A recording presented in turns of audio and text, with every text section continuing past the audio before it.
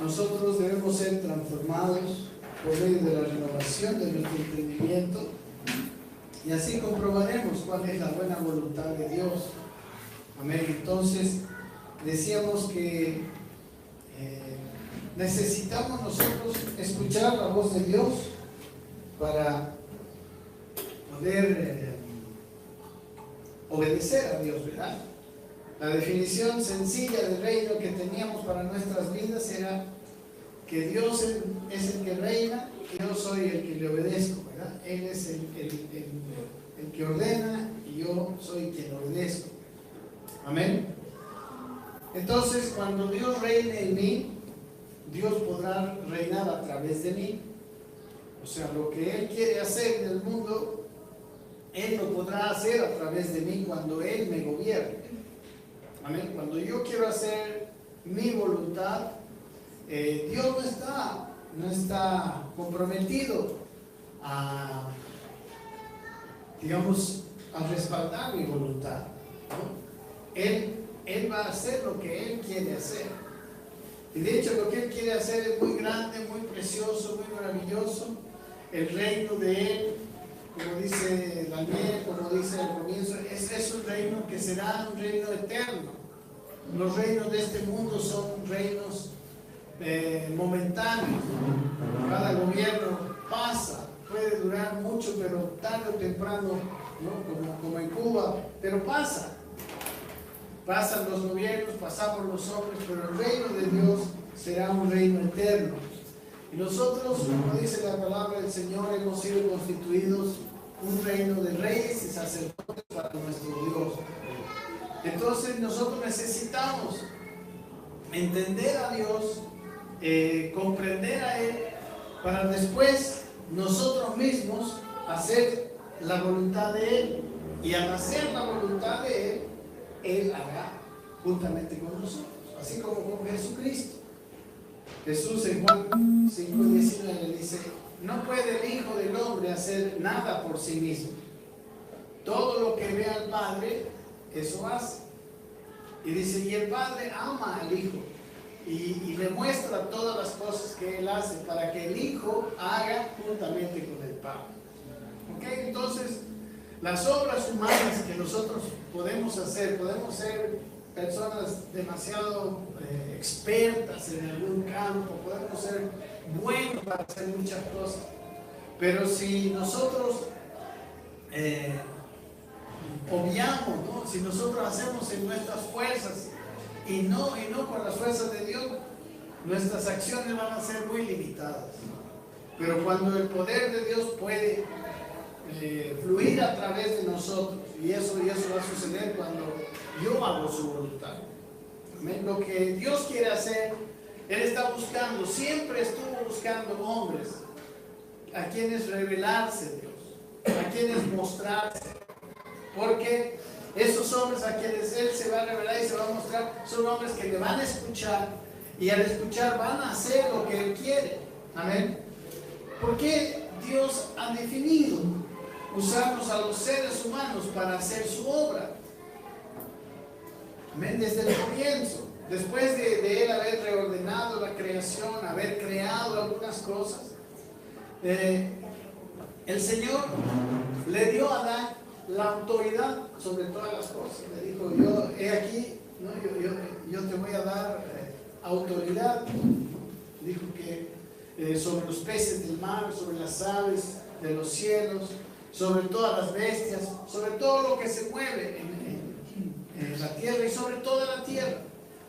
Entonces, Él le confiere al hombre autoridad. Y hasta hoy, el plan de Dios es el mismo. El problema es que Adán falló y la autoridad la tomó el enemigo, como vamos a ver más adelante. Y entonces, nosotros habíamos empezado diciendo que para poder obedecer, ser completamente obedientes a Dios, necesitamos oír la voz de Dios. Amén. Necesitamos entender, comprender lo que Dios dice.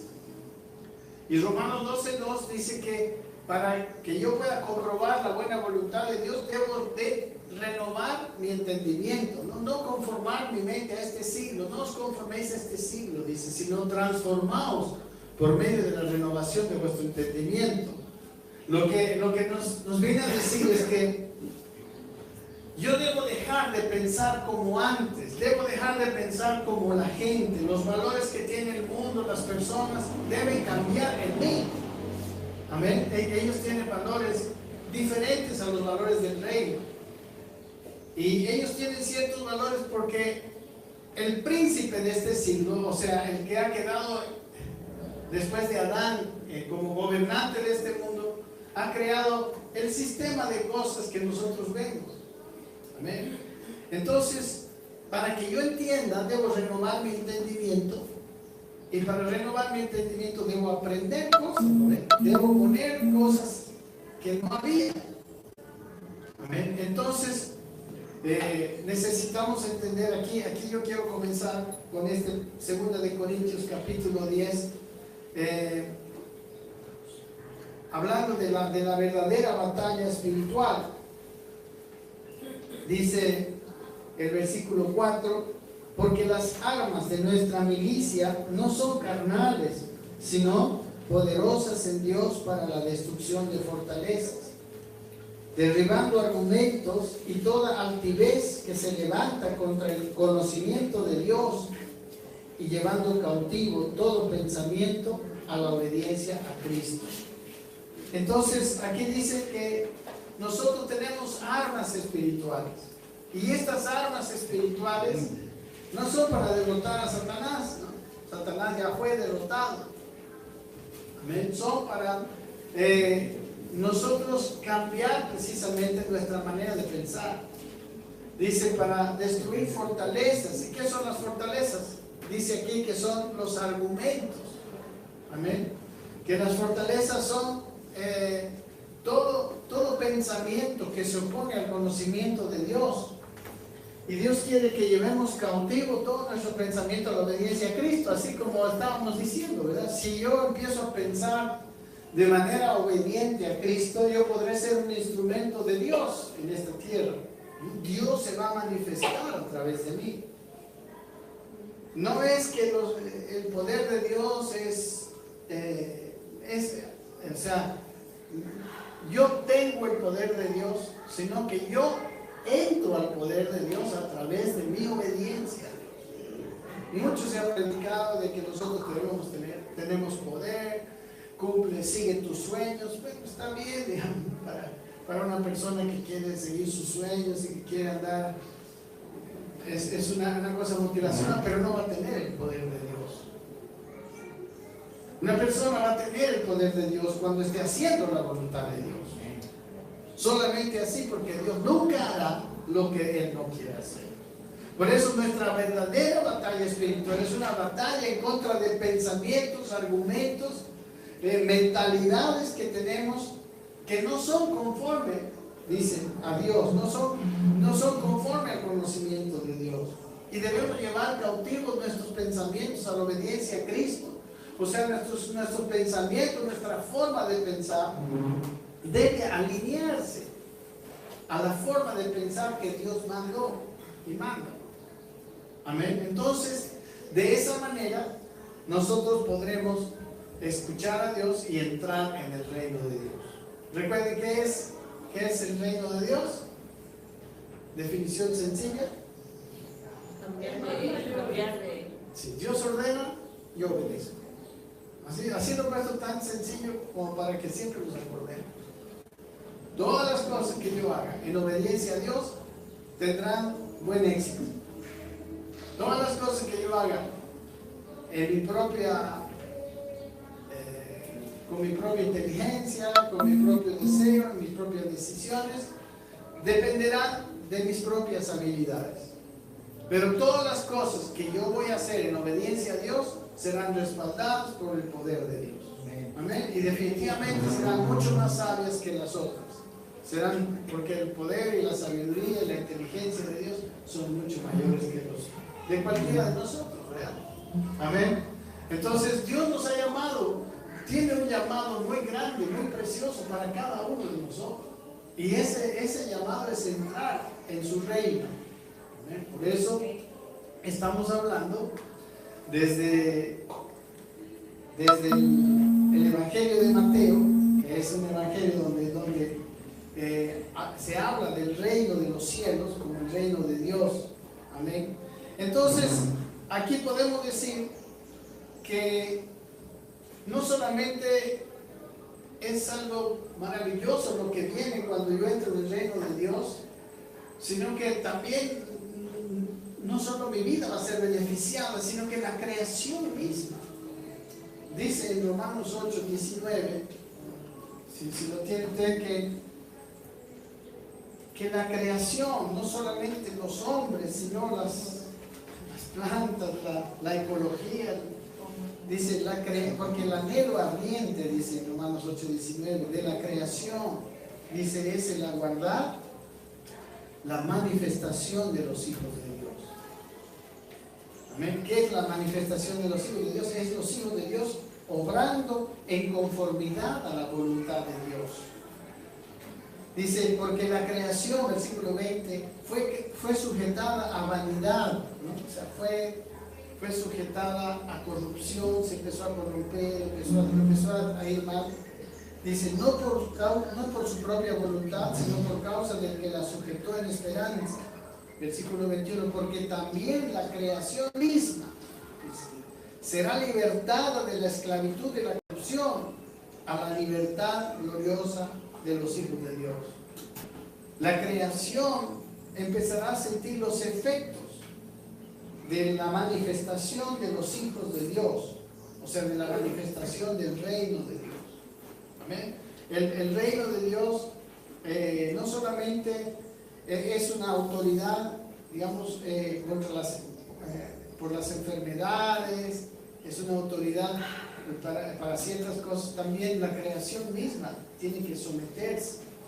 Jesús calmó los vientos, ¿no? El mar, él puso orden en la creación cuando Él estuvo aquí como hombre. Amén. Y Jesús necesitaba estar aquí como hombre para hacer eso, porque Él como Dios no lo hace sin la intervención del hombre, porque Él le delegó la autoridad al hombre. Amén. En Ezequiel capítulo 23 dice que Dios buscó entre los hombres alguien que hiciera vallado entre Él mismo y la tierra para que no la destruyese, y no lo halló.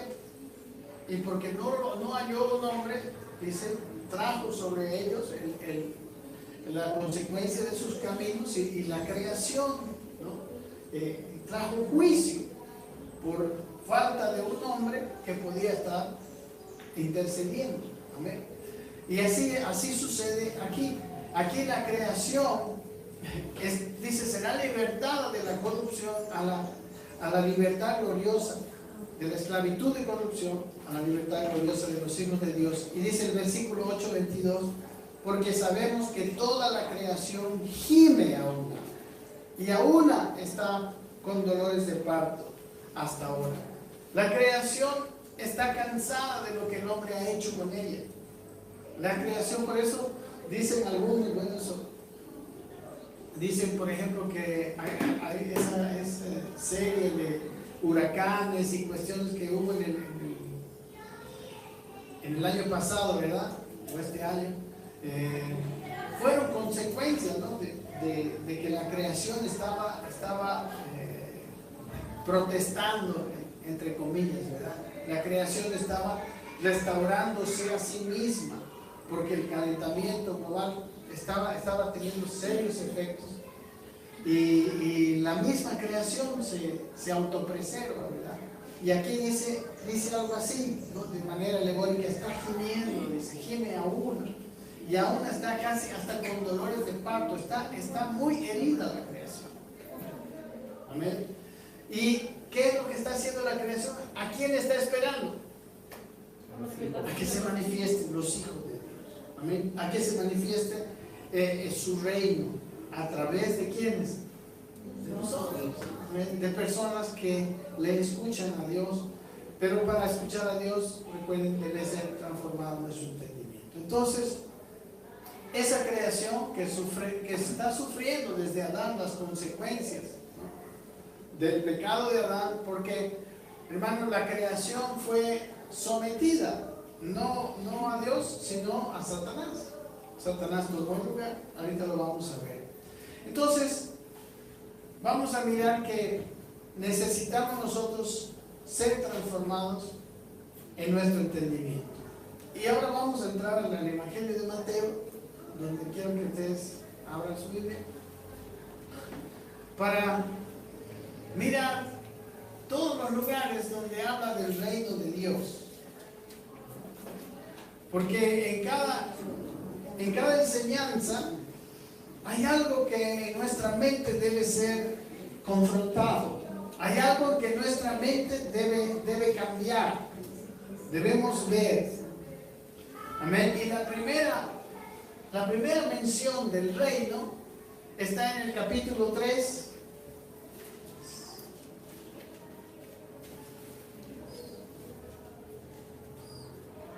Los primeros versículos.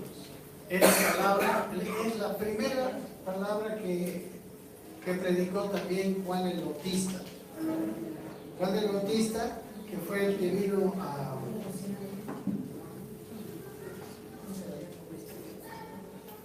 a preparar el camino del Señor, predicó lo siguiente, versículo 1. Dice: en aquellos días vino Juan el Bautista predicando en el desierto de Judea y diciendo: arrepentidos, porque el reino de los cielos se ha acercado. Pues este es aquel de quien habló el profeta Isaías cuando dijo: voz del que clama en el desierto, preparad el camino del Señor, enderezad sus sendas. Juan el Bautista vino para preparar el camino del Señor.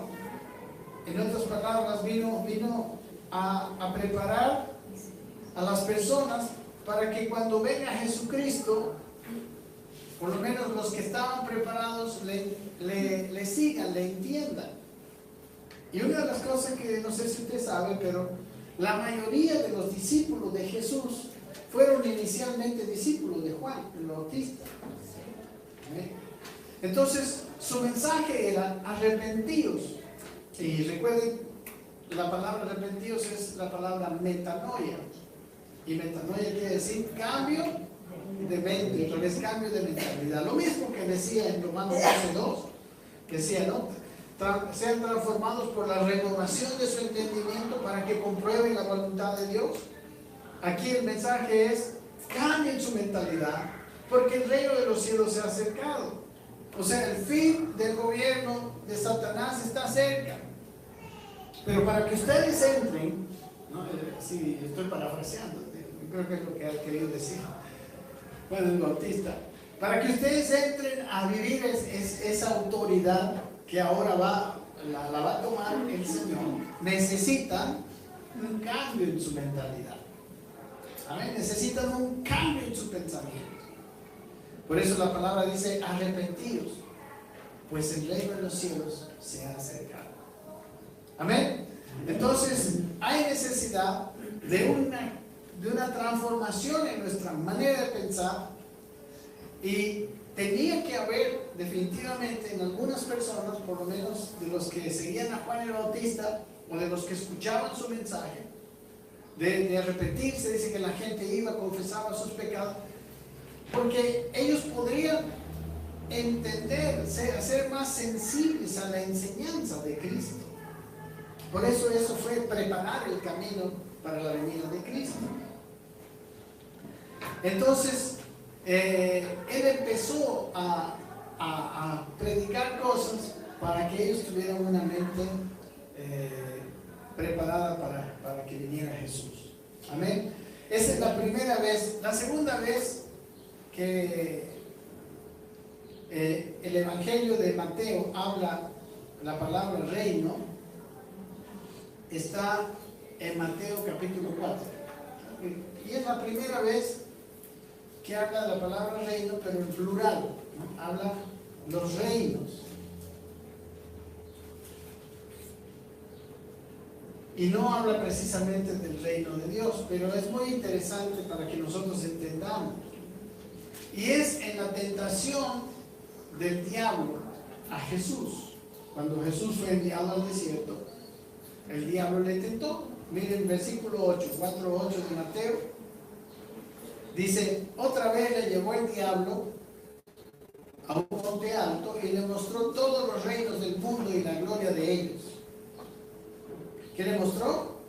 Los reinos y la gloria de ellos. Y le dijo, todo esto te daré si postrado me adorarás. ¿No? Entonces ahí Jesús le dijo, vete Satanás, porque escrito está, al Señor tu Dios adorarás y a Él solo servirás. Amén. De hecho, Jesús iba a conquistar esos reinos. Claro que Satanás le estaba dando un camino equivocado y fácil, ¿verdad? Deja de obedecer a Dios y obedecerme a mí, porque en términos, al final de cuentas, adoración viene a ser obediencia. La verdadera adoración nunca está separada de la obediencia. ¿Amén? Por eso dice, al Señor tu Dios adorará. Y si ustedes ven la tentación de Jesús desde la primera, en Mateo esta está como la segunda, en Lucas está como la tercera tentación, pero aquí está como si fuera la segunda. Y en la primera le dice, ¿no?, el diablo a Jesús, convierte las piedras en pan. ¿No? Y ahí es cuando Jesús le dice, no solo de pan vivirá el hombre, sino de toda palabra que sale de la boca de Dios. ¿Sabe qué le estaba diciendo? El hombre puede ir a querer comer pan para su físico, pero en realidad el verdadero pan, lo que verdaderamente da la vida, es la palabra de Dios. En otras palabras está diciendo, no te voy a obedecer a ti, yo no voy a convertir esas piedras en pan, aunque no es malo, ¿verdad? Porque Dios no me lo mandó. Amén. Yo no te voy a obedecer a ti. Muchas veces nosotros queremos hacer que Dios haga cosas, pero Dios no va a hacer cosas que nosotros queremos. Dios va a hacer solo lo que Él quiere hacer. Amén. Entonces, el hombre, por eso Satanás ha gobernado. Miren, es importante en todo lo que estamos estudiando observar cómo Satanás le ofrece a Jesús los reinos de la tierra. Amén. ¿Y por qué le ofrece Satanás a Jesús los reinos de la tierra? En Lucas nos dice nos responde esta pregunta, Lucas 4 también. Miren lo que está diciendo. 4:5. Ahí también está relatando la tentación de Jesús, pero aquí le aumenta algo que aclara. Dice en el versículo 5, y le llevó el diablo a un alto monte y le mostró en un momento todos los reinos de la tierra. Y le dijo el diablo, a ti te daré toda esta potestad. Le mostró los reinos de la tierra, ¿ok? Igual que el anterior. Pero aquí le dice, a ti te daré toda esta potestad y la gloria de ellos, porque a mí me ha sido entregada y a quien quiero la doy. Si tú postrado me adorares, todos serán tuyos. Miren que aquí está diciéndolo más claramente. Él dice, a mí me han sido entregados. Amén. Y no solamente eso, sino que yo le doy a quien yo quiera. Entonces, está diciendo ahí expresamente que los reinos de este mundo son suyos, que a Él me fueron cedidos. Amén. Y es más que a cualquiera se los podía dar. Y esto nos debe llevar a entender, hermanos, que Él gobernó la tierra. Por eso también se llama el príncipe de este siglo. Él gobernó la tierra después de Adán. Todos los años que siguieron hasta que Cristo lo derrotó en la cruz del Calvario. Y digamos, en el menor de los tiempos que podemos decir,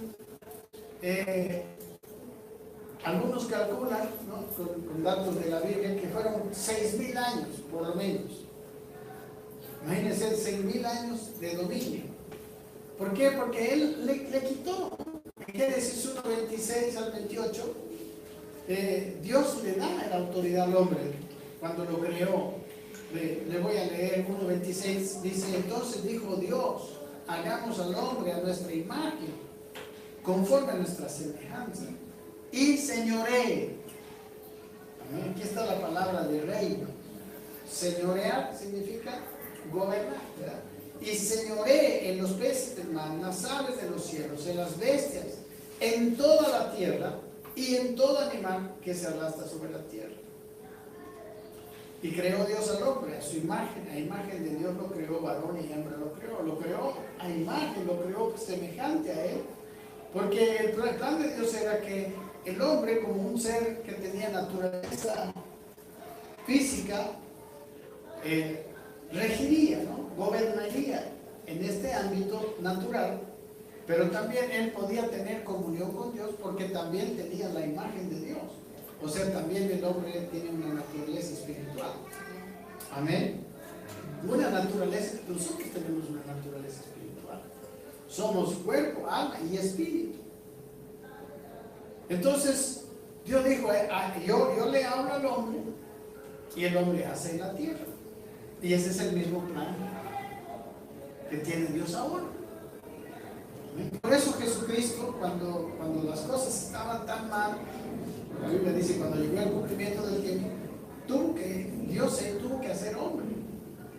Porque cuando Él tomó la forma de hombre, entonces Él pudo ejercer esa autoridad que el Padre le había dado. ¿Me entienden? Y incluso en el versículo 28 dice: y bendijo Dios y les dijo, fructificad y multiplicaos, llenad la tierra y sojuzgadla. Sojuzgar quiere decir gobernar, ¿verdad? Con despotismo, o sea, gobiernala. Tú vas a gobernar y señorea los peces del mar, etc. Amén. Entonces, esa autoridad que el hombre había recibido en el día de su creación, Satanás se la quitó, ¿no? Y desde ahí él se convirtió en el rey. Durante, como les dije, más o menos, alguna gente dice que fueron muchísimos millones de años desde la creación, pero digamos, haciendo un recuento bíblico, fue por lo menos 6.000 años. Entonces, en 6.000 años de gobierno, ¿acaso las cosas de esta vida no fueron corrompidas? Todo fue corrompido. Los sistemas están corrompidos. Hermano, el mundo tiene sistemas bien corruptos, autodestructivos, corrompedores. Amén. En los sistemas de este mundo es prácticamente imposible sobrevivir siendo totalmente honesto, siendo totalmente un hombre con los principios de Dios. Amén. Haciendo lo que es justo, lo que es correcto, es prácticamente imposible que una persona sobreviva. Tiene que haber, o sea, todo se ha hecho con un mecanismo de destrucción. Satanás ha dejado eso, porque miren, Satanás ya sabía que su reino iba a acabar. En Génesis 3:15 Dios le dice que la simiente de la mujer, no sé, Jesucristo, le heriría en la cabeza a la serpiente. Amén. Y él sabe. En Apocalipsis nos muestra, dice que el diablo sabe que tiene poco tiempo. No sé si han oído. Y él está así. Entonces él sabía que su tiempo tendría un tiempo, pero su tiempo acabaría. ¿Y sabe qué, mis hermanos? El gobierno de Satanás, aunque fue quebrado por Jesús, aunque legalmente Jesús tomó la autoridad, pero él todavía gobierna en los hombres. ¿Saben por qué gobierna? Por la ignorancia. Y aún hay muchos creyentes que ya hemos nacido de nuevo, que ya tenemos autoridad. Amén, tenemos la autoridad. Y recuerden, nuestra autoridad no es para hacer lo que queremos, nuestra autoridad es para hacer la voluntad de Dios. Pero nosotros tenemos autoridad y por la voluntad de Dios nosotros tenemos autoridad muy superior a la de Satanás. Pero cuando uno no lo sabe, Él usa, en vez de que sea Dios el que nos use para traer ese gobierno, esa autoridad a la tierra, lo usa Satanás. Amén. Satanás, cuando mi mente no está renovada y cuando yo vivo en la carne, estoy usando esa autoridad que Jesucristo reconquistó, pero ya no para el reino de Dios, sino más bien al contrario. Amén. Se da cuenta que muchas veces, aún siendo cristianos, nosotros podemos estar yendo en contra de Dios. ¿Por qué? Porque no hemos renovado nuestro entendimiento, porque no estamos viviendo para hacer la voluntad de Dios. Y estamos yendo en contra de eso, aún nosotros mismos. ¿Me entiende, mi hermano? Amén. Entonces, el punto es que nosotros necesitamos ahora ir en contra de esos principios de este mundo. Y necesitamos hacerlo porque ahora se ha instaurado el reino de Dios y el reino de Dios funciona. Podemos vivir, o sea, Él dijo, por ejemplo, por los reinos de este mundo es casi imposible que nosotros proveamos económicamente sin corrompernos en alguna manera. Pero Jesús dijo, ahora el que busca mi reino y su justicia con prioridad, Él será suplido de todas sus necesidades. Amén. O sea, hay ahora una forma de que el hombre pueda vivir totalmente entregado a Cristo y también supliendo sus necesidades físicas. Amén. Dios nos ha creado seres físicos y seres espirituales. Sabe que tenemos necesidades espirituales y necesidades físicas, económicas, de comer, etcétera, ¿verdad? Él conoce, así somos. Y así seremos siempre por la eternidad. ¿Ustedes piensan que vamos a ser espíritus como ángeles? No. Vamos a seguir siendo seres humanos. Nuestro cuerpo no es que ya no vamos a tener cuerpo como los ángeles. No, vamos a tener cuerpo glorificado. Amén. La Biblia dice que seremos transformados y tendremos un cuerpo muy especial, ¿sí? La historia de Jesús después de resucitar nos muestra algunas características de ese cuerpo. Ese cuerpo, una vez estaban reunidos, las puertas cerradas, y se presentó en medio de los apóstoles, ¿verdad? Es un cuerpo que viaja a la luz, a cualquier velocidad, traspasa paredes, ¿verdad? Pero es físico. Le dijo a Tomás la segunda vez que se presentó así, le dijo, toca mis manos. En ese cuerpo Jesucristo comió. ¿No? En el Juan 21 dice que él estaba en la playa haciendo un pescado cuando ellos estaban volviendo de pescar. Y aún les dijo, hijitos, ¿tenéis algo de comer? Parece que también van a tener hambre. Y eso me alegra a mí. Vamos a poder seguir comiendo un locrito. Pero ahora lo que necesitamos hacer es cambiar nuestra manera de pensar. La predicación de Juan el Bautista era esa. La siguiente vez que ocurre la palabra reino está en Mateo 4:17. Desde entonces, dice, comenzó Jesús a predicar y a decir, arrepentidos, porque el reino de los cielos se ha acercado. Miren que el mensaje fue exactamente igual al de Juan el Bautista. Y es el mensaje, hermanos, que nosotros necesitamos entender. Nosotros necesitamos cambiar nuestra manera de pensar. Y en realidad la palabra de Dios, ¿por qué los hermanos deben ir a las congregaciones? No es tanto para a veces alegrarse, está bien, no hay problema con eso, no es tanto para saltar, gritar. lo principal de venir a la congregación es cambiar tu manera de pensar. Es entender las cosas que van a transformar tu pensamiento. Y eso fue la primera predicación de Jesús.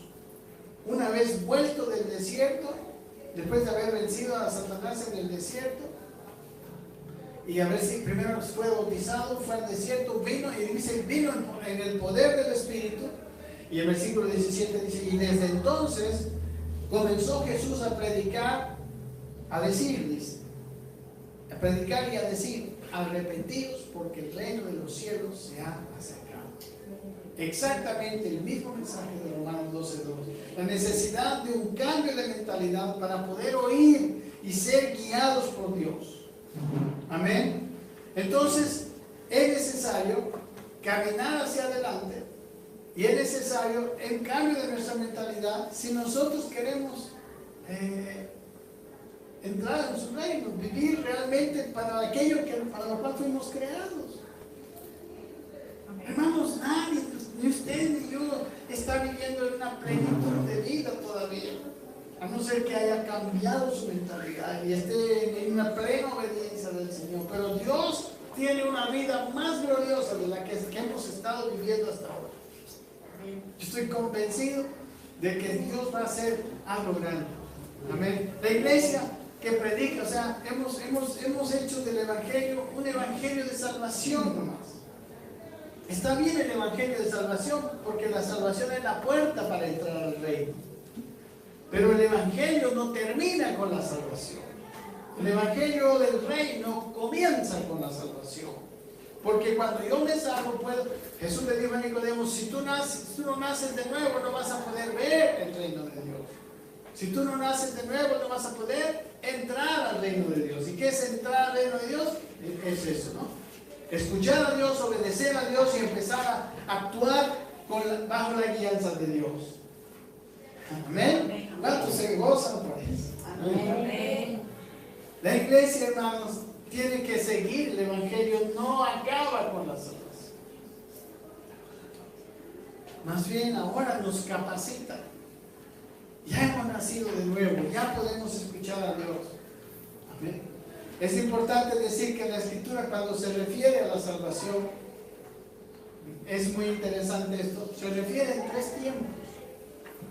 Ustedes que han leído la Biblia, habla de que fuimos salvos, habla de que estamos siendo salvos y habla de que seremos salvos. ¿Cómo es eso? Es que ustedes y yo podemos entender eso porque ustedes y yo fuimos enseñados que somos cuerpo, alma y espíritu. Amén. ¿Qué fue salvo de nuestro ser? Nuestro espíritu. Nuestro espíritu nacimos del espíritu, como le dijo Jesús a Nicodemo. Nuestra alma está siendo salva en la medida en que vamos a ir renovando nuestro entendimiento. Amén. Está siendo salva nuestra alma. Nuestras emociones, nuestros pensamientos están siendo transformados. Y nuestro cuerpo no está pasando nada, será salvo. Amén. En el futuro. La salvación de nuestro cuerpo es una cuestión más allá. Amén. Amén. Entonces, estamos hablando de la salvación así. Por eso ahora lo que nos toca es la transformación de nuestro entendimiento. Nosotros no podremos cambiar nuestro cuerpo, no podremos hacer nuestro cuerpo eterno. No nos corresponde, el Evangelio no hace eso. Está salvando el alma. Y eso es un proceso que lleva tiempo. Amén. Y por eso estamos predicando hoy lo que Jesús comenzó a enseñar. Y no solamente, hermanos, Jesús comenzó a enseñar, sino que eso fue lo que les encargó a los 12 que predicaron. En Mateo 10, veamos, nos vamos a adelantar un poquito. Mateo 10:5 dice: a estos 12 envió Jesús y les dio instrucciones diciendo: Por camino de gentiles no vayáis, y en ciudades samaritanos no entréis, sino ir antes a las ovejas perdidas de la casa de Israel. Y yendo a predicar, ¿cuál era el mensaje? El reino de los cielos se ha acercado. O sea, el gobierno de Dios está viniendo. Amén. Esa es la predicación. Y esa predicación era para los judíos. Recuerden, le dice, vayan todos los judíos.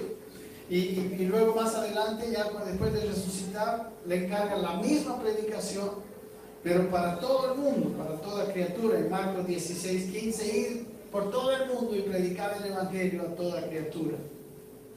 Pero recuerden, no está hablando del evangelio de salvación, está hablando del evangelio del reino, que incluye la salvación, pero que no se queda ahí.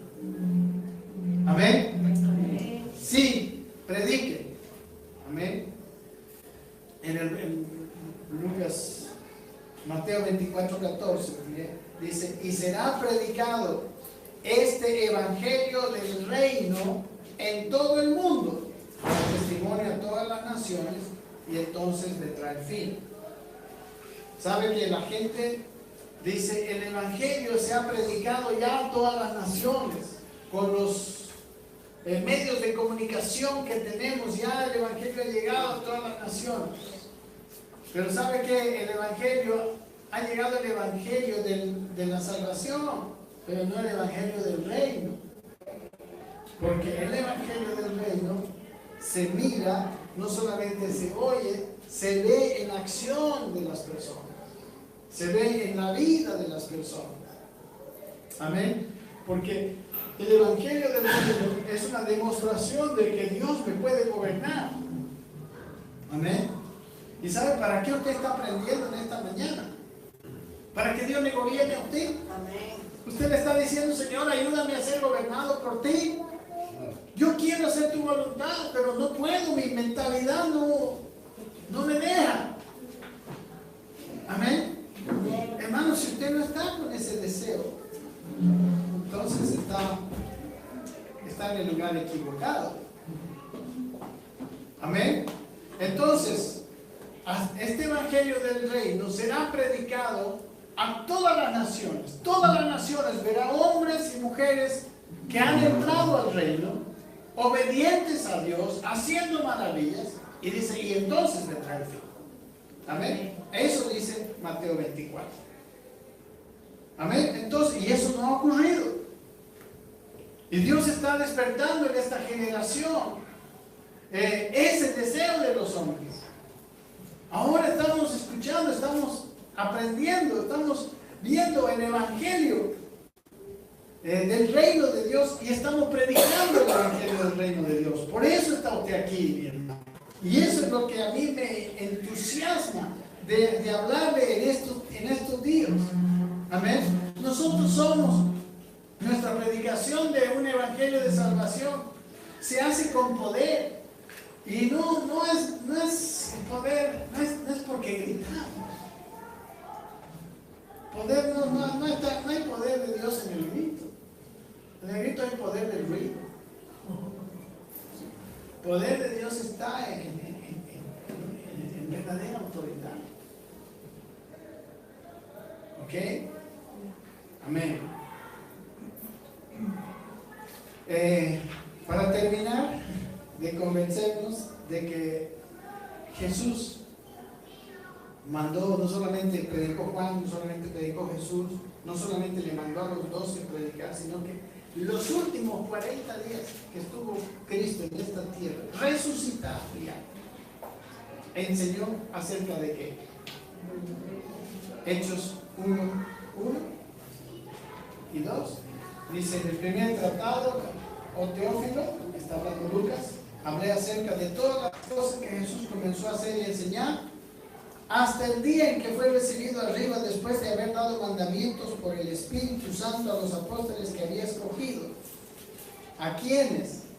Dice este versículo 3. También, después de haber padecido, se presentó vivo, con muchas pruebas indubitables, apareciéndosele, ¿cuánto tiempo? durante 40 días y hablándoles acerca de ¿qué? Del reino de Dios. Amén. El reino de Dios, el gobierno de Él en mi vida, esa es la clave de todo. ¿Qué enseñaría usted a sus hijos si sabe que se va a morir en una semana? ¿Qué encargos dejaría a sus hijos? ¿Sabe que uno deja a sus hijos los encargos más importantes cuando ya sabe que se va a ir? Arregla todas las cosas que él cree que son importantes. Y Jesús, esos 40 días les estuvo hablando acerca de esto mismo que estamos hablando, del reino de Dios. Amén. Entonces, vamos a seguir adelante viendo todas las veces que ocurre la palabra que empieza a hablar del reino. La otra es en 4:23, donde sigue diciendo eso. Mateo 4:23, que es la tercera vez que aparece la palabra del reino. Dice: y recorrió Jesús toda Galilea, enseñando en las sinagogas de ellos y predicando ¿qué? El evangelio del reino y sanando toda enfermedad y toda dolencia en el pueblo. Miren cómo su afán, el afán de Jesús fue enseñar y predicar el evangelio del reino y aún mostrar el reino, la autoridad sobre toda enfermedad y toda dolencia. Esa fue su tarea principal, predicar y demostrar. Aquí está el reino. Amén. Una cosa que no sé si a ustedes le va a complicar la vida o le va a ayudar, pero por si acaso hay alguno de ustedes que esté con ciertas dudas. Yo tenía una cierta duda. ¿Cómo Jesús, por qué Jesús tenía autoridad antes de haber ido a la cruz? ¿Usted no se ha preguntado? Porque recuerden que toda autoridad que tenía Jesús era como hombre. Él no usó su poder divino para ejercer autoridad. Él se hizo hombre, dice, se despojó de su deidad, dice en Filipenses capítulo 2, y se hizo semejante a los hombres. Y estando en la condición de hombre, dice, fue obediente hasta la muerte y muerte de cruz. Y en Hechos 15 dice que él todo lo que hizo fue por el poder de Dios. Amén. Él hizo porque él obedeció, así como nosotros podemos hacer. Es más, él dijo, las obras que yo hago, vosotros también las haréis y aún mayores haréis porque yo voy al Padre. Amén. O sea, no fue que es porque Él fue Dios. Él las hizo porque fue obediente al Padre. Ahora, nosotros tenemos autoridad porque nuestra autoridad proviene de lo que Él hizo en la cruz. Pero antes de ir a la cruz, ¿de dónde tenía esa autoridad? ¿Ah? No, recuerden que cuando Dios delegó autoridad al hombre, se la delegó y la tomó Satanás. Y por 6,000 años Dios no fue Él respetó lo que había dicho. ¿Amén? Cuando Él delega, recuerden que los dones, el llamamiento de Dios son irrevocables. El asunto es, este es un entendimiento que usted tiene que ver, que Dios en la eternidad, antes de que Jesucristo fuera a la cruz, ya había ido a la cruz, ya había sacrificado al Cordero de Dios que quita el pecado del mundo. Miren en Apocalipsis 19. El Cordero, habla del Cordero inmolado desde el principio del mundo. Si tiene usted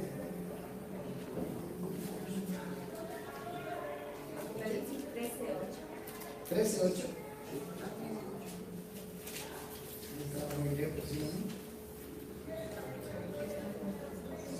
Gracias, amén. Y dice, y lo adoraron, hablando de la bestia, lo adoraron todos los moradores de la tierra cuyos nombres no estaban escritos en el libro de la vida del Cordero, que fue inmolado desde el principio del mundo. Amén. Miren que el Cordero, Cristo ya fue inmolado en la eternidad, desde el principio del mundo. O sea, a Dios no le fue una sorpresa el pecado de Adán, Dios sabía. Bueno, nada de sorpresa, Él está en la eternidad, Él sabe el futuro, el presente, el pasado. Y Él ya lo hizo allá, amén, en la eternidad. Solo que se vino a manifestar recién en el tiempo en que Jesucristo, ¿no?, físicamente vivió, murió aquí. Pero esa fue una obra hecha en el principio del mundo. ¿Me entienden, hermano?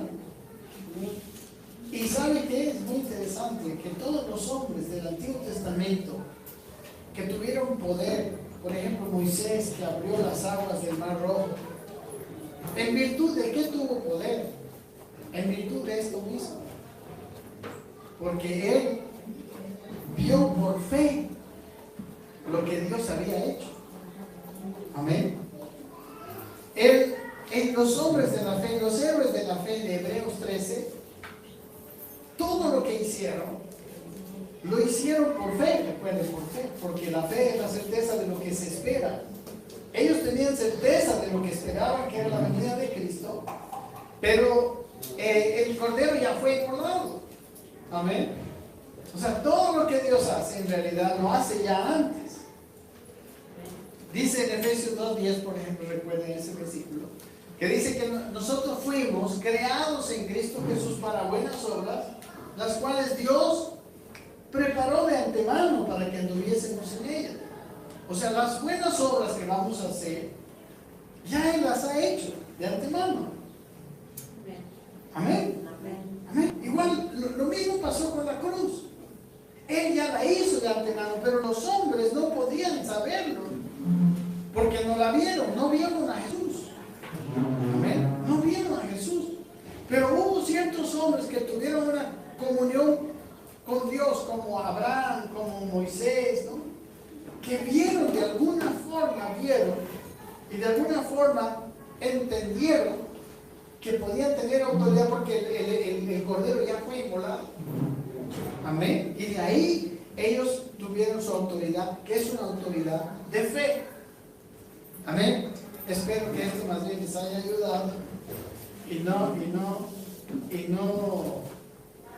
complicado. ¿Están aquí? Amén. Amén. Bueno, entonces ahora vamos a entrar en una serie de enseñanzas que son realmente transformadoras de nuestra mente.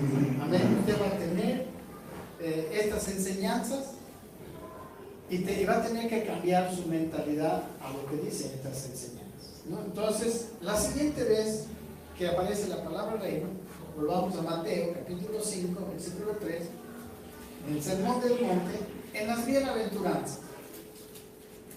Después vamos a mirar las parábolas del reino, vamos a ver cómo ahí nosotros vamos a tener, o cambiamos nuestra mentalidad a lo que dicen las parábolas, o nos vamos a mantener como antes. Pero aquí es la primera enseñanza donde muestra un valor, muestra una actitud para que nosotros podamos entrar al reino, para que nosotros podamos escuchar a Dios y obedecer.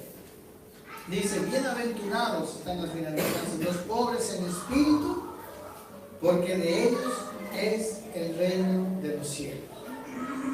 Esto está dentro de las bienaventuranzas, ¿no? Bienaventurado, primeramente, que es un hombre realizado, ¿no? En algunas versiones dice dichoso, en otras dice doblemente feliz, ¿no?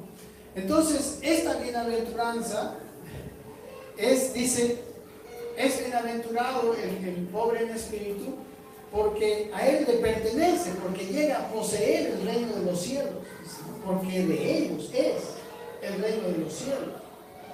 Amén. Esta es la cualidad, es una de las cualidades que se requiere para que yo posea, entre al reino de los cielos. Y la cualidad es ser pobre en espíritu. La palabra pobre en el original es la palabra tokos. tocos. Tocos indica una mendicidad absoluta y pública. ¿No? Son esos pobres, así, mendigos, digamos, ¿no? Una persona totalmente necesitada. Amén. Espiritualmente hablando, una persona con una necesidad absoluta de Dios. O sea, alguien que entiende que por sí mismo no le puede ir bien en los asuntos de la vida. Es alguien que sabe que solamente con Dios va a ir adelante. Amén. Por eso es una persona, un mendigo, siempre está pidiendo, siempre está clamando, porque que le dé la gente es su única esperanza para sobrevivir. Entonces un pobre, esos son los pobres en la carne, pero los pobres en espíritu son las personas que buscan a Dios. Son las personas que saben que no pueden seguir adelante en la vida espiritual, no pueden seguir adelante como cristianos sin buscar a Dios, sin tener una comunión, independientes de Dios. Amén. Es alguien que está siempre en oración, que siempre está clamando, que en todo tiempo de su vida le está diciendo: Señor, ¿es tu voluntad o no? ¿Hago esto? ¿Es tuyo o no es tuyo? Amén. Es alguien que está todo el tiempo dependiente totalmente de Dios. Eso es un pobre en espíritu. Es una persona clamador de Dios. Una persona que no se atreve a tomar decisiones sabiendo que es fuera de la voluntad de Dios. Porque hay personas que piensan que pueden hacer decisiones fuera de la voluntad de Dios y salir bien librados. Pero un pobre en espíritu es alguien que sabe que no puede. Es alguien que dice: bueno, yo mi vida, si yo quiero vivir mi vida, si yo quiero ser bienaventurado y feliz, voy a estar totalmente sujeto a Dios. Amén. Y esta es una actitud que debe entrar en nuestra mente. Y esta es una manera de vivir que nosotros debemos adquirir. Amén. Eso es arrepentirnos, eso es cambiar nuestra mentalidad. Amén. Si yo antes podía decir: bueno, yo puede ser que obedezca a Dios, pero si desobedezco a Dios, ¿qué me va a ir? No, sí, igual vivo, ¿no? Igual como, no me va a venir un rayo, ¿no? Pero el pobre en espíritu es alguien que dice: no, Señor, yo no puedo nada, necesito de Dios y necesito de Dios. No una forma religiosa, sino una forma real. Y no importa lo que diga la gente, esa persona sabe que su única esperanza es buscar a Dios, es estar en comunión y en obediencia a Dios. Amén. Amén. ¿Estamos en eso? ¿Será que eso vamos a vivir desde hoy? Ponga en su corazón esto, porque cuando usted ponga en su corazón esto, usted va a empezar a vivir una vida con una mente transformada, a escuchar a Dios de a poco. Amén. Me llama la atención del ciego de Jericó. ¿Se acuerdan de ese ciego que estaba en la calle Jericó? Y escuchó que Jesús estaba mendigando en la calle y oyó a la multitud, ¿no? Y preguntó: ¿qué es eso? No, es que viene Jesús Nazaret. Entonces se levantó, tiró su capa y dijo: Jesús, hijo de David, ten misericordia de mí. Y la gente le decía: cállate, que te vas a molestar a él. Siempre va a haber opositores, hermano, para cuando yo clame a Dios. Amén. Sí, cuando Dios quiera ser un pobre en espíritu. Pero él más fuerte clamaba de eso, ¿no? Aunque la gente le decía: cállate. No, Señor, hijo de David, ten misericordia de mí. Y entonces el Señor vino, ¿no? y lo sanó. Esa es la actitud de un buscador de su voluntad. Y como digo, no sabe tomar decisiones en Dios, el pobre en espíritu. Esa es la primera vez que yo me sentí feliz de ser un hombre indeciso. Qué bien que ser un hombre indeciso, así no tomo decisiones rápido. No sé qué hacer, entonces: Señor, auxilio. Amén. La siguiente bienaventuranza La siguiente vez que ocurre la palabra reino, Mateo 5:10. 5:10 es otra bienaventuranza. Dice, bienaventurados los que padecen persecución por causa de la justicia, porque de ellos es el reino de los cielos. Parece un poco contradictorio de que voy a ser bienaventurado cuando padezco persecución, ¿verdad? Parece que la felicidad y la persecución no se llevan muy bien, ¿no? Amén. Pero ¿sabe qué? La recompensa es exactamente igual a la anterior. Dice, de ellos es el reino de los cielos. O sea que si nosotros de alguna manera padecemos persecución por causa de la justicia, entonces es nuestro el reino de los cielos. Ahora vamos a mirar qué quiere decir padecer persecución. En nuestro contexto, aquí en Latinoamérica, gracias a Dios nosotros no padecemos esa persecución que padecieron los cristianos en el primer siglo, ¿no? Que los romanos, que los judíos, ¿no? Los perseguían, los apedreaban, los metían a la cárcel como Pablo. En realidad nuestra persecución es diferente. El padecer persecución por causa de la justicia es un poco diferente. Nosotros quizás lo que nos pasa cuando hacemos las cosas con justicia, nos humillan, ¿no? Tenemos pérdidas económicas. Usted sabe, cuando una persona quiere ser totalmente recto, hemos dicho, ¿no?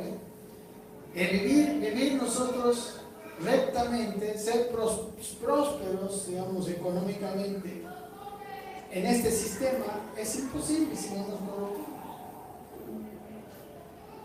Eso es padecer persecución. El tener que conformarme, digamos, a no tener, así como los millonarios. Amén.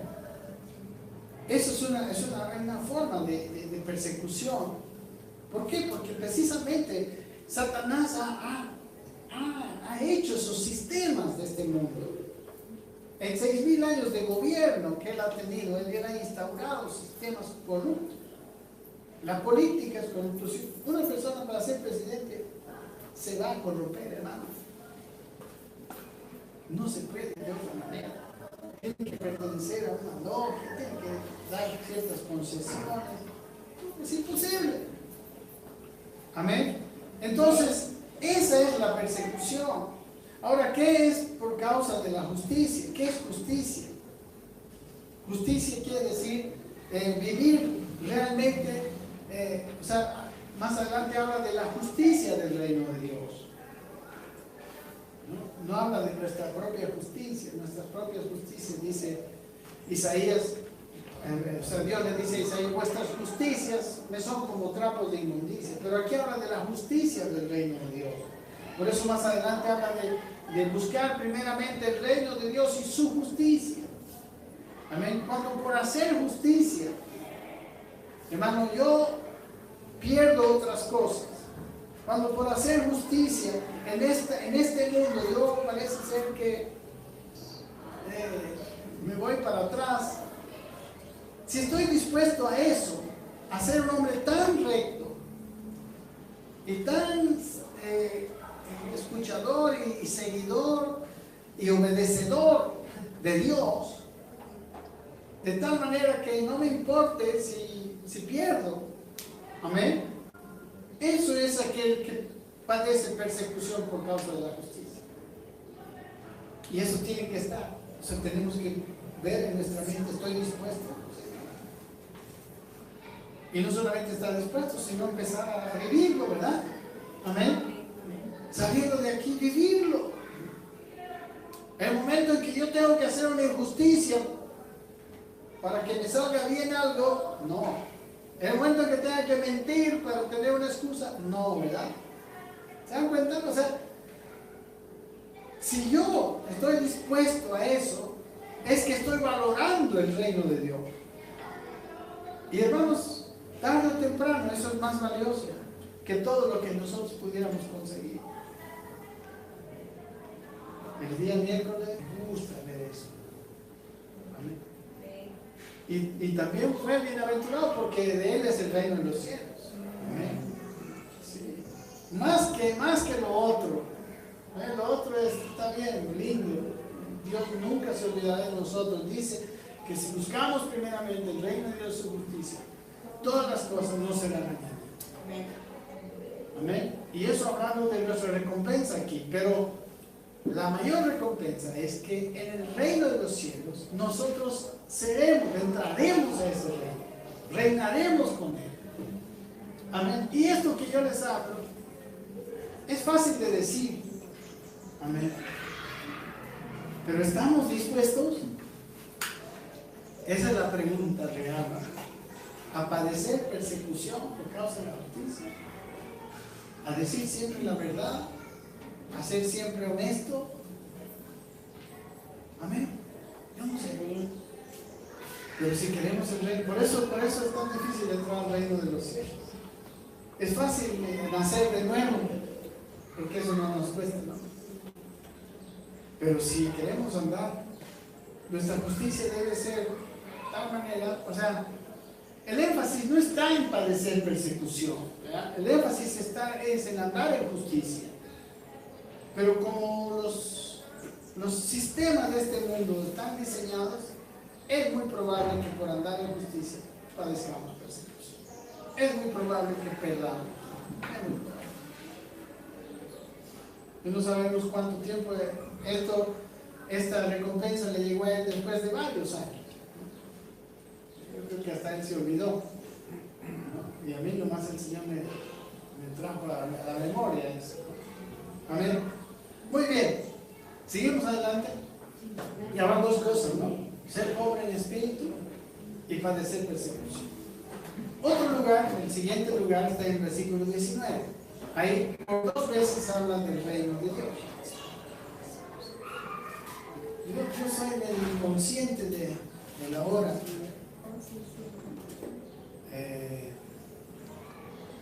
¿Están bien?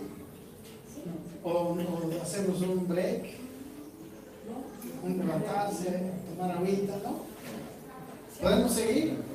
¿Sí? Amén. Versículo 19.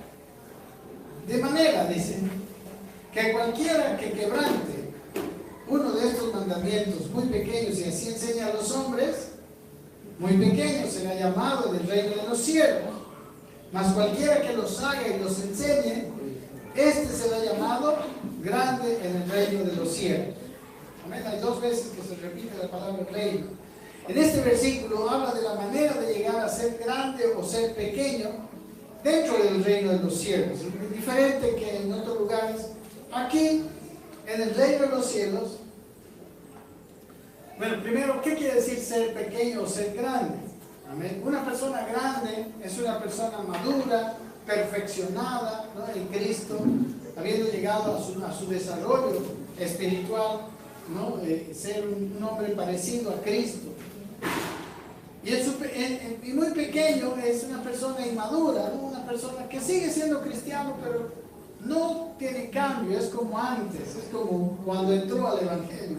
Amén. Pablo lo muestra, por ejemplo, en Gálatas 4:1, recuerden ese versículo, pero también dice, ¿no? Entre tanto que el heredero es niño, en nada difiere del esclavo, aunque es señor de todo. Amén. Es un cristiano niño. Y si ese cristiano niño, que todos empezamos niños, quiere crecer, quiere madurar en el reino de los cielos, tiene que hacer y predicar esos mandamientos muy pequeños. Amén. Eso es lo que dice, ¿no ve? Si hace estos mandamientos muy pequeños y así enseña a los hombres, será llamado grande. Pero si no, si los transgrede y no les enseña a los hombres eso, será llamado muy pequeño en el reino de los cielos. Amén. Entonces, Jesús habla que esa diferencia de crecimiento espiritual está en que si los guardamos o no los guardamos. Amén. Más adelante, desde el versículo 21, nos da algunos ejemplos. Vamos con el primer ejemplo. Y ya, no sé si este va a ser el primero y ahí vamos a parar. Amén. Ánimo. Presten atención, ya se va a acabar. Yo sé que estamos cansados, ¿no? Amén. Está en el versículos 21 al 26. ¿Ya? Denle un esfuerzo más. Dice así: oísteis que fue dicho a los antiguos: no matarás, y cualquiera que matare será culpable de juicio. Pero yo os digo que cualquiera que se enoje contra su hermano será culpable de juicio. Y cualquiera que diga necio a su hermano será culpable ante el concilio. Y cualquiera que le diga fatuo quedará expuesto al infierno de fuego. Por tanto, si traes tu ofrenda al altar y allí te acuerdas de que tu hermano tiene algo contra ti, deja allí tu ofrenda delante del altar y anda. Reconcíliate primero con tu hermano y entonces ve y presenta tu ofrenda. Dice: ponte de acuerdo con tu adversario pronto, entre tanto que estás con él en el camino. No sea que el adversario te entregue al juez y el juez al alguacil y seas echado en la cárcel. De cierto te digo que no saldrás de allí hasta que pagues el último cuadrante. Amén. Aquí está un ejemplo de un mandamiento muy pequeño. El mandamiento grande, ¿cuál es? No matarás. Amén. Ese es el mandamiento grande. No matarás. Y el mandamiento muy pequeño, ¿qué es? No te enojes con tu hermano. Amén. Y es muy interesante este mandamiento Vamos a mirar algo que aquí podremos aprender. El mandamiento grande es un mandamiento que se ve, todo el mundo lo ve si alguien mata a alguien, ¿no? Pero el mandamiento pequeño es un mandamiento de actitud, es un mandamiento interno. Y eso es lo que Dios quiere. Amén. Él quiere que yo no me enoje con mi hermano en mi corazón. Amén. Ese es el asunto de Dios. Miren, dice, el mandamiento habla del mandamiento de enojarnos. ¿Y de qué hacer si nos enojamos? Primero, dice en el versículo 21, si lo ven ahí, que enojarnos hasta el punto de insultar ofensivamente a alguien, no a alguien, a un hermano. ¿Amén? Aquí habla de los hermanos, escuchen bien. Más adelante habla de los que no son hermanos, incluso de los enemigos. Pero aquí habla de que yo, si me enojo contra mi hermano, dice, ¿no? Perdón. Aquí está.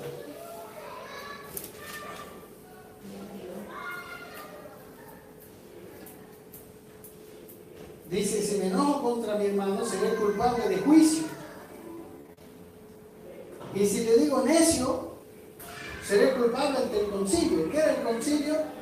El concilio, hermanos, era el lugar donde ellos juzgaban los asuntos de la ley, ¿no? Entonces, si le decía necio, era culpable en el concilio, es culpable.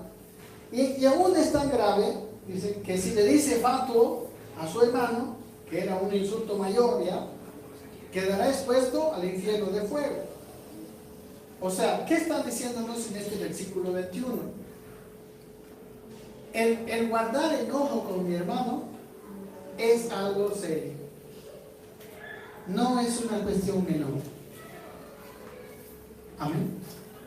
Porque me hace culpable de juicio, me hace culpable ante el concilio y aún me manda al infierno de fuego.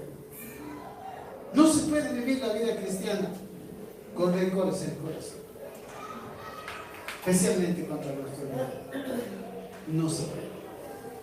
Es grave. Por eso se llama mandamiento muy pequeño, porque lo vemos. ¿Quién te va a decir algo? Algunas personas están acostumbradas a eso. Hay gente que está enojada con mucha gente y vive así. Amén. Triste es así, pero por eso pues no entra al reino, por eso no escucha a Dios. Usted puede decirle, Señor, háblame. Pero si tienes rencores en tu corazón, no te hablará el Señor. O sea, te hablará, pero tú no lo vas a entender. Amén. Porque si tienes eso en tu corazón, aparte de que es bien peligroso, te pueden mandar al infierno, hermanos. ¿Está bien? ¿Se entiende? Y sabe, si por ejemplo, y si lo has hecho, por último, sigue diciendo, y cuando estés llevando, dice, por tanto, si traes tu ofrenda al altar, y allí te acuerdas que tu hermano tiene algo contra ti, dice, deja a un lado tu ofrenda, ve y reconcíliate primero con tu hermano, y luego ve y presenta tu ofrenda. ¿Vale? Hermano, aquí habla de arreglar el corazón. ¿Qué es presentar ofrenda? En realidad aquí nosotros presentamos ofrenda cuando damos nuestra ofrenda. Pero en el contexto judío, el presentar ofrenda era un requisito para cuando una persona se acercaba a Dios. Recuerden que allá se acercaba al templo. Ahora nosotros tenemos la presencia de Dios, ¿verdad? Pero ellos se acercaban al templo porque dice, Deuteronomio 16, dice por ejemplo, 3 veces, hay varios versículos, pero este es uno de ellos, dice, 3 veces cada año aparecerá todo varón delante de Jehová, tu Dios, en el lugar que Él escogiere, en la fiesta solemne de los panes sin levadura, en la fiesta solemne de las semanas, y en la fiesta solemne de los tabernáculos, y dice, y ninguno se presentará delante de Jehová con las manos vacías. Amén. En realidad, en el contexto del tiempo de Jesús, presentar su ofrenda era ir a tener encuentro con Dios, ¿amén? Comunión con Dios. Amén. Lo que a nosotros nos significa adorar, ¿no? A la mujer samaritana le dijo que la mujer le preguntó, ¿y dónde debemos adorar? ¿No? ¿Allá en el monte de Samaria o en Jerusalén? Y Jesús le dijo, ni allá ni acá, ¿no ve? Porque la hora viene y ahora es en que los adoradores, verdaderos adoradores, adorarán al Padre en espíritu y en verdad. Lo que quiere decir, hermano, que si nosotros hacemos una acción de adoración, estamos queriendo tener comunión con Dios, orar a Dios, primero debemos arreglar las cosas. Primero, primordialmente, arreglar mi corazón y después arreglar con mi hermano. Hola. Están aquí. Arreglar mi corazón y luego arreglar con mi hermano. Entonces, mi relación con Dios será verdadera. Será en espíritu y en verdad. Entonces, mi adoración a Dios será verdadera. Mi alabanza a Dios será verdadera. Usted no puede ser un adorador del Señor, una persona de la alabanza que tenga esas situaciones en su corazón. Amén. No, dice, deja eso primero, ve y reconcilia. Es muy importante, mis hermanos, hacerlo. Y por último, ¿sabe qué revela este pasaje? Que debemos hacerlo rápido, de inmediato.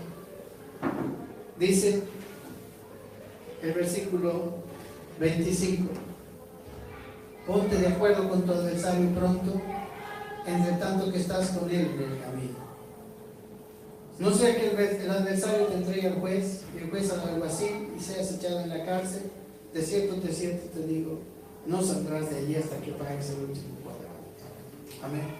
Esto de perdonar debe hacerse rápido. Amén. Hay un tiempo para estar bien con los hermanos.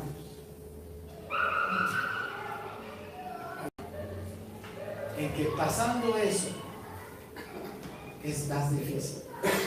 Y llega un momento en que dice aquí que tú vas a pagar hasta el último cuadrante.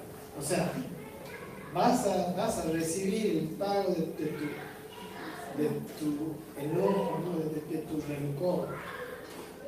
Y no va a terminar hasta que pague lo último. ¿Se dan cuenta que las relaciones entre nosotros los hermanos las debemos de cuidar mucho?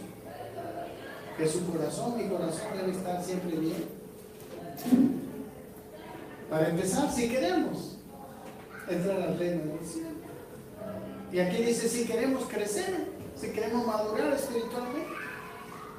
Una persona madura espiritualmente no es alguien que ora bien fuerte, que ora mucho, que grita mucho, que predica bien. No, es una persona que tiene su corazón en paz con todos. Amén. Que no le vas a ofender. En realidad no tenemos que ser inofendidos. Hermanos, siempre nos van a ofender. A veces hasta sin querer. ¿Sí o no? Y si nosotros somos muy sensibles, muy así, que cada cosa me ofendo, que me dijo esto. No, aquí es rápido e inmediatamente. Dice, ponte de acuerdo con tu adversario pronto. En tanto que estás con él en el camino. Si no, después se convierte en una pesadilla, en una pesada carga. En Pablo a los Efesios le dice, airaos, pero no pequéis. Le dice, no se ponga el sol sobre vuestro enojo, ni deis lugar al diablo. Ahí se mete el diablo, mis hermanos. En cada vez que yo no lo hago, que yo no lo hago. Y si yo lo he hecho, hermano, probablemente la persona que no ha perdonado piensa que está alabando a Dios, piensa que está adorando a Dios. Pero si voy al culto todos los domingos, pero no hay contacto, no hay comunión. ¿Por qué? Porque si estoy así mal con mi hermano, amén, me he arreglado. ¿Y dónde debo arreglar primero? Aquí. O sea, no vaya usted a que su hermano le diga, ya pues, hermano, tú tienes la culpa, ya de una vez arreglemos. Arregle su corazón. Dice, y luego vaya y arregle con su hermano.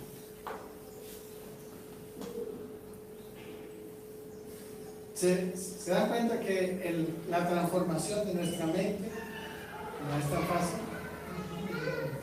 Amén. Mañana vamos a, próxima clase vamos a ver más cosas. Pero por ahora podemos decir, pobre en espíritu, necesitamos de Dios.